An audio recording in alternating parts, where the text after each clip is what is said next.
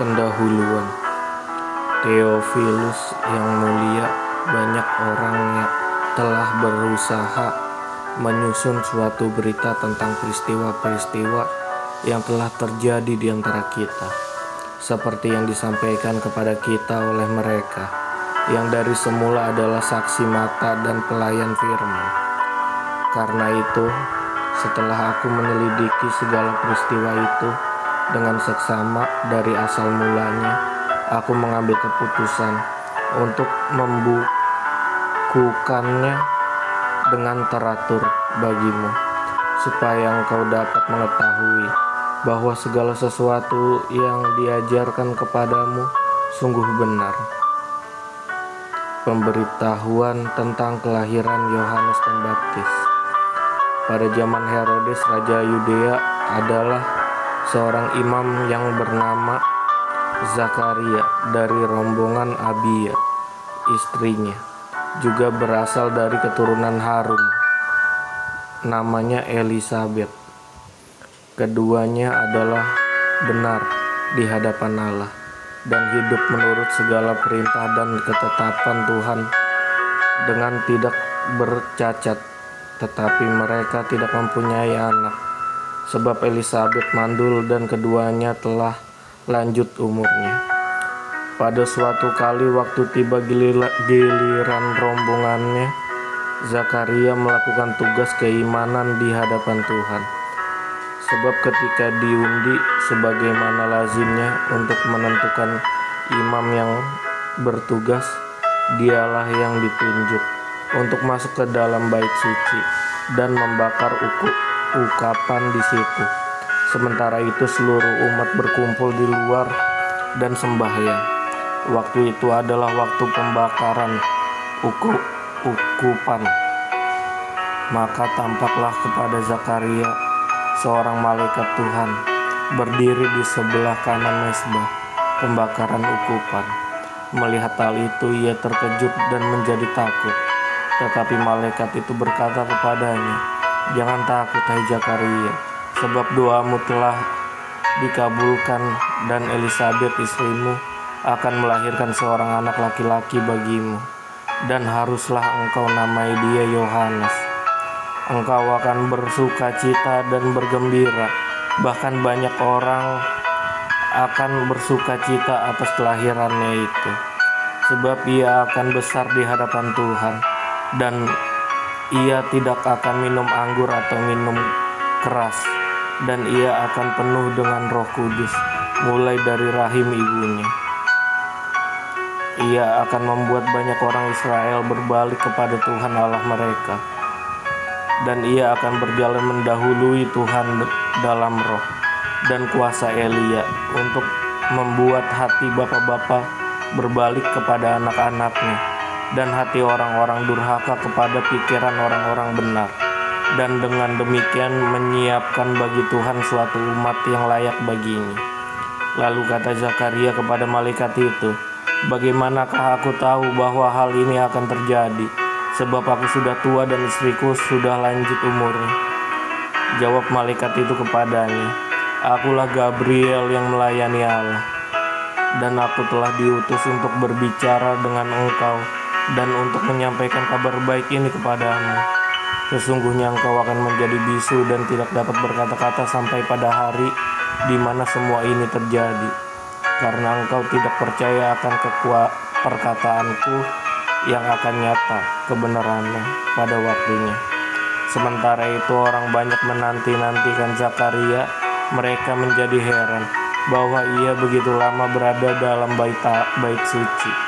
Ketika ia keluar, ia tidak dapat berkata-kata kepada mereka, dan mengertilah mereka bahwa ia telah melihat suatu penglihatan di dalam bait suci.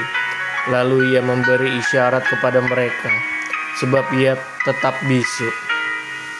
Ketika selesai jangka waktu tugas jabatannya, ia pulang ke rumah. Beberapa lama kemudian Elisabet istrinya mengandung, dan selama 5 bulan ia tidak menampakkan diri. Katanya, "Inilah suatu perbuatan Tuhan bagiku, dan sekarang ia berkenan menghapuskan aibku di depan orang." Pemberitahuan tentang kelahiran Yesus. Dalam bulan yang ke-6, Allah menyuruh malaikat Gabriel pergi ke sebuah kota di Galilea bernama Nazaret, kepada orang perawan yang bertunangan dengan seorang bernama Yusuf dari keluarga Daud. Nama perawan itu Maria. Ketika malaikat itu masuk ke rumah Maria, ia berkata, "Salam, hai engkau yang dikaruniai, Tuhan menyertai engkau." Maria terkejut mendengar perkataan itu, lalu bertanya di dalam hatinya, "Apakah arti salam itu?" Kata malaikat itu kepadanya, "Jangan takut hai Maria, sebab engkau beroleh kasih karunia di hadapan Allah. Sesungguhnya engkau akan mengandung dan akan melahirkan seorang anak laki-laki, dan hendaklah engkau menamai dia Yesus. Ia akan menjadi besar dan akan disebut anak Allah yang Maha Tinggi, dan Tuhan Allah akan mengaruniakan kepadanya tahta Daud, bapa leluhurnya. Dan ia akan menjadi raja atas kaum keturunan Yakub sampai selama-lamanya, dan kerajaannya tidak akan berkesudahan." Kata Maria kepada malaikat itu, "Bagaimana hal itu mungkin terjadi, karena aku belum bersuami?" Jawab malaikat itu kepadanya, "Roh Kudus akan turun atasmu, dan kuasa Allah yang Maha Tinggi akan menaungi engkau. Sebab itu anak yang akan kulahirkan itu akan disebut kudus, anak Allah. Dan sesungguhnya Elisabet, sanakmu itu, ia pun sedang mengandung seorang anak laki-laki pada hari tuanya, dan inilah bulan yang ke-6 bagi dia, yang disebut mandul itu. Sebab bagi Allah tidak ada yang mustahil." Kata Maria, "Sesungguhnya aku ini adalah hamba Tuhan, jadilah padaku menurut perkataanmu itu." Lalu malaikat itu meninggalkan dia, Maria dan Elisabet. Beberapa waktu kemudian berangkatlah Maria dan langsung berjalan ke pegunungan menuju sebuah kota di Yudea. Di situ ia masuk ke rumah Zakaria dan memberi salam kepada Elisabet. Dan ketika Elisabet mendengar salam Maria, melonjaklah anak yang di dalam rahimnya, dan Elisabet pun penuh dengan Roh Kudus. Lalu berseru dengan suara nyaring, "Diberkatilah engkau di antara semua perempuan, dan diberkatilah buah rahimmu. Siapakah aku ini sampai ibu Tuhanku datang mengunjungi aku? Sebab sesungguhnya ketika salammu sampai kepada telingaku, anak yang di dalam rahimku melonjak kegirangan. Dan berbahagialah ia yang telah percaya, sebab apa yang dikatakan kepadanya dari Tuhan akan terlaksana." Nyanyian pujian Maria. Lalu kata Maria, "Jiwa memuliakan Tuhan, dan hatiku bergembira karena Allah, Juru Selamatku. Sebab ia telah memperhatikan kerendahan hambanya. Sesungguhnya mulai dari sekarang segala keturunan akan menyebut aku berbahagia. Karena Yang Maha Kuasa telah melakukan perbuatan-perbuatan besar kepadaku, dan namanya adalah kudus. Dan rahmatnya turun-temurun atas orang yang takut akan Dia. Ia memperlihatkan kuasanya dengan perbuatan tangannya, dan mencerai-beraikan orang-orang yang congkak hatinya. Ia menurunkan orang-orang yang berkuasa dari tahtanya, dan meninggalkan orang-orang yang rendah. Ia melimpahkan segala yang baik kepada orang yang lapar, dan menyuruh orang yang kaya pergi dengan tangan hampa. Ia menolong Israel hambanya, karena ia mengingat rahmatnya, seperti yang dijanjikannya kepada nenek moyang kita, kepada Abraham dan keturunannya, untuk selama-lamanya. Dan Maria tinggal kira-kira 3 bulan lamanya bersama dengan Elisabet, lalu pulang kembali ke rumahnya. Kelahiran Yohanes Pembaptis. Kemudian genaplah bulannya bagi Elisabet untuk bersalin, dan ia pun melahirkan seorang anak laki-laki. Ketika tetangga-tetangganya serta sanak saudaranya mendengar bahwa Tuhan telah menunjukkan rahmat-Nya yang begitu besar kepadanya, bersukacitalah mereka bersama-sama dengan dia. Maka datanglah mereka pada hari yang ke-8, untuk menyunatkan anak itu, dan mereka hendak menamai dia Zakaria menurut nama bapaknya. Tetapi ibunya berkata, "Jangan, ia harus dinamai Yohanes."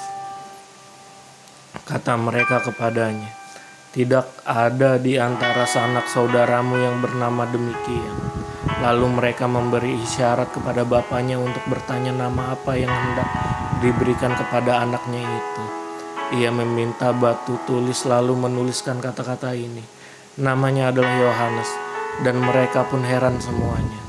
Dan seketika itu juga terbukalah mulutnya dan terlepaslah lidahnya. Lalu ia berkata-kata dan memuji Allah. Maka ketakutanlah semua orang yang tinggal di sekitarnya. Dan segala peristiwa itu menjadi sebuah tutur di seluruh pegunungan Yudea. Dan semua orang yang mendengarnya merenungkannya dan berkata, "Menjadi apakah anak ini nanti? Sebab tangan Tuhan menyertai dia." Nyanyian pujian Zakaria. Dan Zakaria ayahnya penuh dengan Roh Kudus, lalu bernubuat katanya, "Terpujilah Tuhan Allah Israel, sebab ia melawat umatnya dan membawa kelepasan baginya. Ia menumbuhkan sebuah tanduk keselamatan bagi kita di dalam keturunan Daud, hambanya itu, seperti yang telah difirmankannya sejak purbakala oleh mulut nabi-nabinya yang kudus, untuk melepaskan kita dari musuh-musuh kita dan dari tangan semua orang yang membenci kita, untuk menunjukkan rahmat-Nya kepada nenek moyang kita dan mengingat akan perjanjiannya yang kudus, yaitu sumpah yang diucapkannya kepada Abraham bapa leluhur kita, bahwa ia mau ngaruniai kita supaya kita terlepas dari tangan musuh, dapat beribadah kepadanya tanpa takut dalam kekudusan dan kebenaran di hadapannya seumur hidup kita.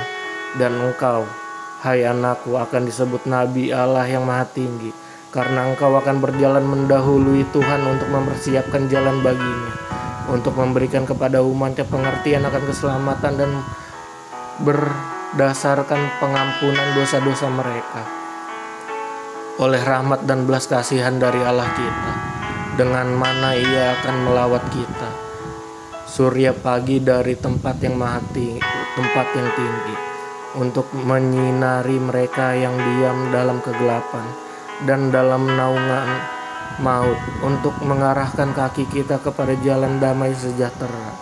Adapun anak itu bertambah besar dan makin kuat rohnya, dan ia tinggal di padang gurun sampai kepada hari ia harus menampakkan diri kepada Israel.